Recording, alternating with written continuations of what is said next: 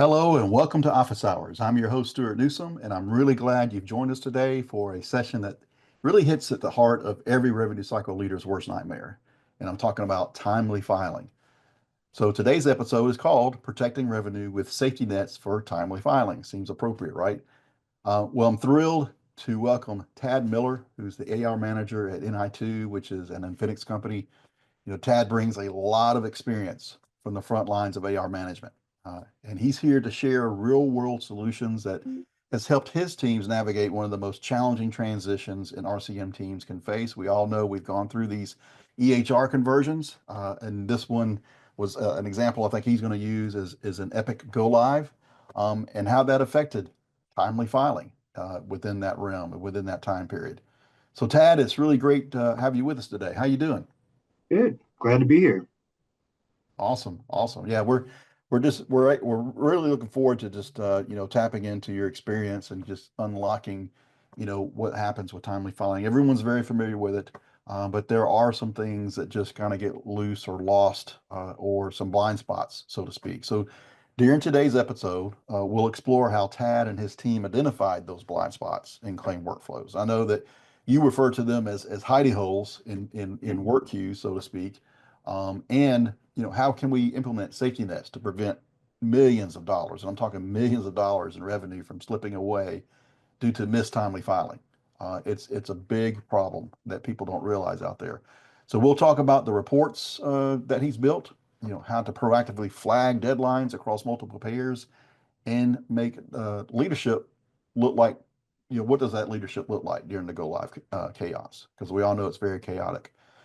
This is one of those conversations that's both tactical as well as timely, no pun intended, but it's especially if you're preparing for a system install or trying to get ahead of the AR issues in your current workflows. Now, before we get started, as I always do, I remind everyone, don't forget, we'll open it up for Q&A at the end of this session. If you have any questions, please go and feel free to drop them in the chat. And not just questions, but comments. We welcome comments as well. Maybe you have a situation where you had a similar situation, and maybe you could offer some of your experience as well. So feel free to load up the Q&A. So, Tad, with that, we're just going to dive right in. Sounds So, good. and kind of get right to it.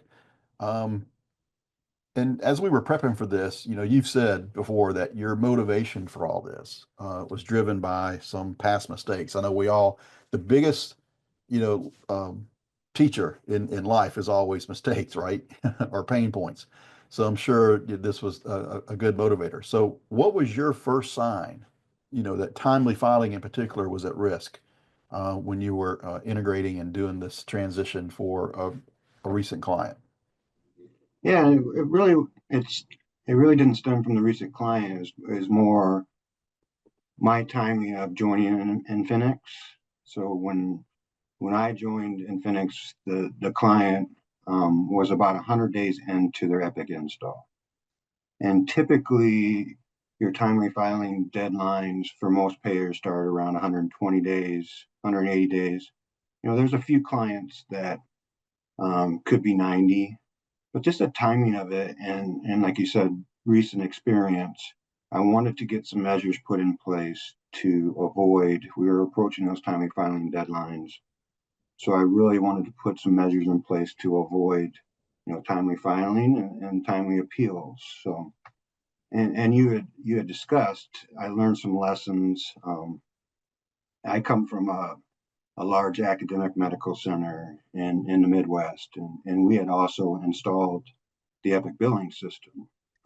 And through that process, we, you know, we identified word queues, we followed the Epic process, we identified, correct users, correct supervisors of those work queues and managers that were to monitor and make sure these work queues were getting worked. Well, we found out really the hard way after it was too late that we had many work queues sitting out there that hadn't been worked. And by the time we noticed this, it was past timely filing. So we had lots of um, lots of timely filing issues with those related to work queues. In addition, when you go through an install, you're going to have higher claim issues and higher, denials. So throughout that, there's just a lot of, maybe lack of a better word, chaos, that things get missed. And so um, a lot of those kind of fell through the cracks and went to the payers and returned timely. So a lot of the metrics that we're going to talk through today stemmed from, we wanted to put some stop gaps after we found out we had a timely filing issue. We wanted to put these measures in place to make sure going forward timely filing was a non-issue. Right, right. Because I mean, think about it. I mean, everyone when you're doing an EHR integration or EHR transition, there, as you well put it, there's a lot of chaos. There's obviously checklist implementation plans. Everything, at least from my experience, seems to be centered around converting the data, and training and putting the software in place from a technical standpoint. So it's very technical. Um, no one really, at least they don't pay attention to those workflows. And so there are some things that fall through the gaps, and this can be a huge issue to try and catch. And so I would imagine when you said that the work queues were going unnoticed, they're kind of being ignored, or maybe no one was aware of them, but so I think reports would come in handy for that. So how do you build reports that trigger action, from the staff in particular, and the staff actually paying attention to those reports and acting on those reports? Yeah, and Epic and probably most billing systems have a good dashboard system to help identify some of the work queues out there that need attention. My issue with dashboards is it really requires staff or leaders to go out there and search for the information that they need. So they have to go in, dig in, and things still get missed. So I wanted to create some reporting around how can I how can leaders police the entire system as a whole with relative ease. So the first couple of things that we had Epic develop were pretty simple work queue reports. So there's a PB work queue, or work queue report, and an HB work queue report. What it simply does is it pulls all work queues on the PB side of Epic. Similar on the HB side, and there's a lot more metrics to this report, but the key indicator is basically days since last access. So I can quickly pull that PB report, sort the report oldest to newest, and I can go out there and quickly see, hey, this work queue hasn't been touched in 200 days. So probably someone doesn't know what's out there.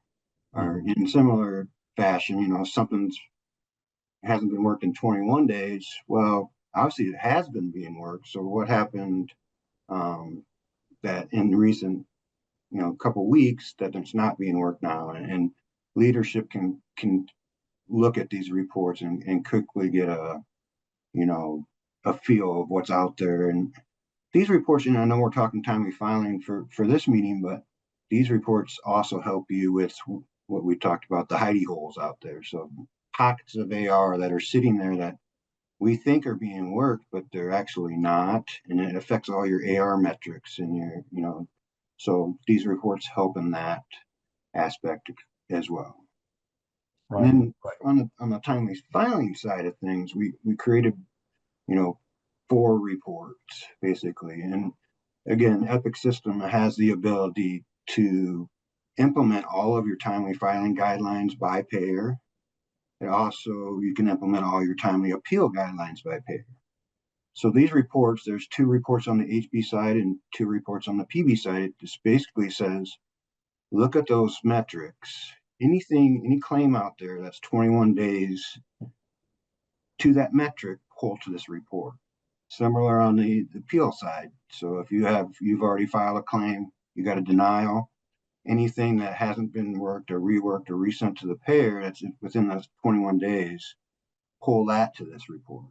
So you can quickly, again, police the entire system, find those claims that might be slipping through the cracks, that your staff may be a little bit overwhelmed. It's a new system.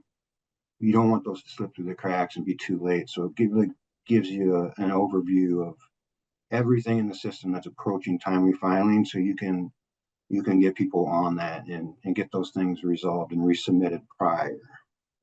The last thing we did is similar to exactly the similar concept as the reports. Is I created 4 work queue rules, so staff could go in, say like every Monday, which we require our staff every Monday come in, apply those rules in their work queue within their specific inventory, their pairs, and in theory, if they apply the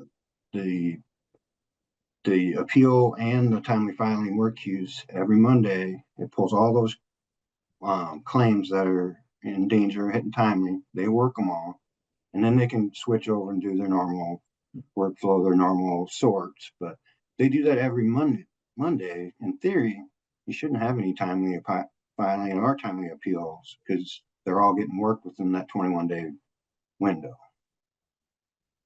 Yeah, that's awesome. And I think, especially with, you've mentioned a lot of key things that we're hearing and resonating with a lot of our clients and prospects where it's, staff doesn't have enough time, they're not catching things, probably because they're overwhelmed.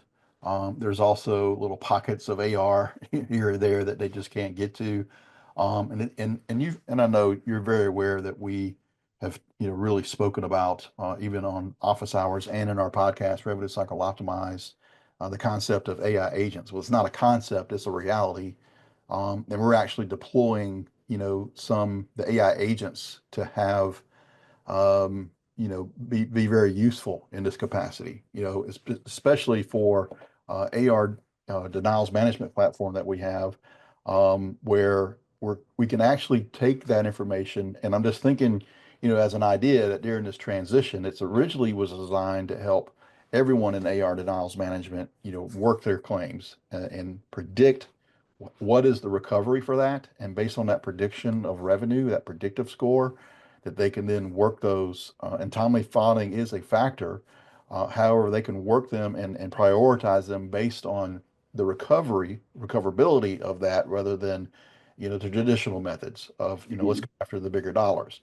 So hearing you speak is kind of getting my wheels turning, as sometimes it does. It's like this could be probably used, or a modification of that platform could be used, to help with these transitions. Because you're describing a very good process that you've developed, but then how can we, supercharge that by inserting an AI agent, that you still can augment the existing staff. So I don't know about your thoughts on that, but as I'm hearing you talk, it just resonated with me that wow, this is a great place to have, an AI agent, of which we have in our ARDM platform, AR denials management platform. So with that said, what advice would you give to a new manager facing their first Epic go live? I think everyone's got their first Epic go live. I don't know there. I know there are those out there who have gone live with Epic. Maybe they're at another facility and now they're going live with Epic again at where they changed jobs or changed facilities. So there's those who have experience, but for those who just don't know what they're getting into, what would you say to them? Well, I mean, I have a few things for especially your first one. Um, in Epic or any billing system, I would say if you're going into that go live, I would have these measures put in place prior to go live. Have your programmers build these the sooner the better. Even if you're into an Epic go live or any system go live, get these measures in place because you will, it's a little bit chaotic, I would say. One thing I would do for an organization and is really have someone that has power or has decision making ability to be the ones that kind of police the system.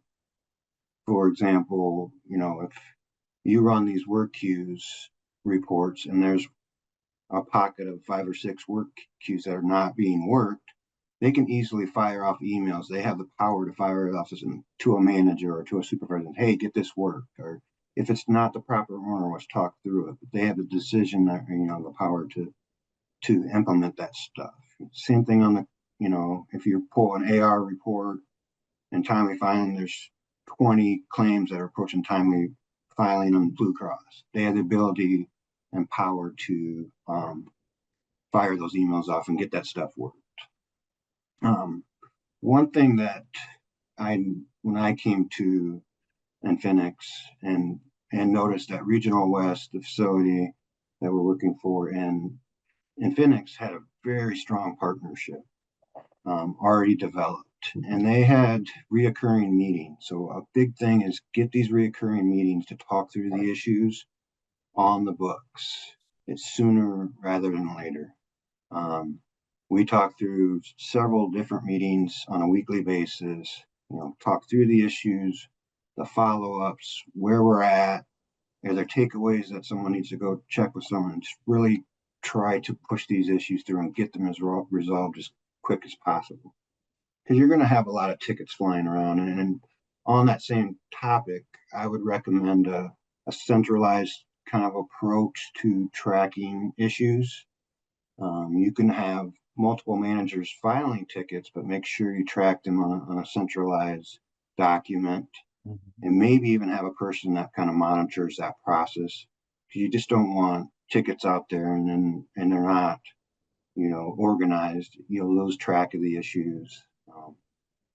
And then I guess the last thing I would recommend is as you go through these issues and get them resolved, you can have a manual workaround or manual process as you get the claims out the door in the interim, but make sure you have an electronic solution going forward, not a manual one. And then sometimes when you're going through a go live, there's going to be a lot of fires to put out. Make sure before you resolve that actual issue, before you close that ticket, make sure you have all the AR cleaned up that was a result of that issue. Make sure you get all the claims back out the door, because if you quickly move on, you leave kind of the backlog sitting there, you go to the next issue, you're going to have a pretty big AR nightmare. So make sure you get that backlog resolved prior to moving on. Yeah, because I know that could be a distraction because I mean, when you if you start another task before completing the task at hand, then your focus is not on that previous task. And so if there's some loose ends that need to be tied up, particularly AR, which is probably the most important loose end, it's because the reason for the problem caused all this damage. Um, then you got to go clean up the damage too. You can't just solve the problem, with processes and whether it's manual, whether it's an AI agent, as I mentioned earlier. And you really do have to be sure that that AR is cleaned up before moving to the next. So that's really sound advice. I don't think people think of it that way because everyone's just so central on, hey, here's a problem. I'm going to solve the problem. It's a process problem. Let's change the processes. But they've still left the main issue, which was money on the table. And it's going to not be recoverable because it's just going to be forgotten because now their focus is on the next thing. So the previous task never really got 100% completed because they've moved on to the next thing. And that's where their focus is right now. And that And comes from and our it, past experience as well. Is really just moving on and let's fix the next issue and let's fix the next issue, but then really not focus on, hey, we needed to clean this stuff up, and now we have our ARs growing because we didn't simply clean that up. right. And it's hard because these conversions, whether it's Epic or it could be any other EHR conversion, but Epic in particular, everyone's at Mach 5 with their hair on fire, right? So, Mhm. you just have to get to the next thing. And that's what's forefront in their mind. But sometimes being patient, taking the time to having the discipline to we can't move to the next unless we solve this problem and clean it up. So yeah, very, very, very sound advice. Um, which I guess leads to the next question, regarding, what's one mistake? And I'm sure there are more than one mistake, but what's one mistake that sticks out to you that you see over and over when it comes to timely filing, in particular with these EHR transitions? Yeah, and even though like any billing system install is going to increase the likelihood of timely filing issues, just through the chaos and people in new systems, you're going to have obviously more claim type issues. You're going to have more denials. Um, but I would say just in general, I would look at, not just timely filing, but your controllables, all your controllables. Can you put things in place in the system to prevent them? And if you're not even going through, I think all organizations can use this. And if you're not going through an install, put these measures in place because they will help identify things that even if you're not going through a billing install, um, that would help you identify. Controllable adjustments are called controllable for a reason. They're obviously preventable. So thinking in unique ways of how can I build something just as maybe a safety net on the back end to make sure this doesn't go out without the proper documentation that's going to result in a denial, and especially a controllable one that, organizations lose a lot of revenue because they just don't have some of these safety measures in place. So, Right, right. And again, I know I sound like a broken record, but I really feel, just this tremendous opportunity, not only for AI, there's AI agents in this situation to help clean that up, but working in concert, or side by side with human specialists, so the human specialist can focus on the more complex, and there may be, as you say, those controls in place that the AI can actually take care of. It can be very modular, be very central and focused on a specific task that they have to perform, yeah. and then you can actually get it done, a lot quicker, a lot faster. Sometimes the simple solution is, again, going back to prioritizing, what do we work first to optimize getting this done correctly? And AI can help with that as well. It's just, I know AI has kind of hit the ground running for the last couple of years.